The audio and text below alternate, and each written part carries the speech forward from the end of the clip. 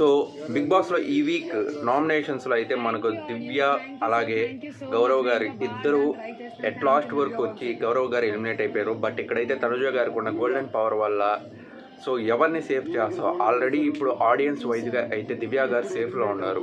But మీరు use చేసిన power Nagarjuna గారు అడిగారు, నువ్వు ఒకవేళ గౌరవ్ని సేఫ్ చేస్తే దివ్య అగైన్ విల్ బి ఎలిమినేటెడ్, ఒక 15 seconds ఇస్తాను ఆలోచించు అన్నారు.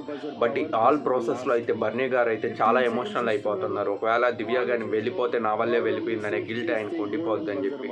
బట్ ఎవరు కూడా తనుజని అయితే ఏం అడగలేదు.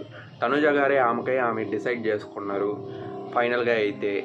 సో ఆడియన్స్ రెస్పెక్ట్ ఇచ్చి ఆడియన్స్తోనే నేను డెసిషన్ అనేది తీసుకుంటాను అని చెప్పి నాగార్జున గారికి అన్నారు.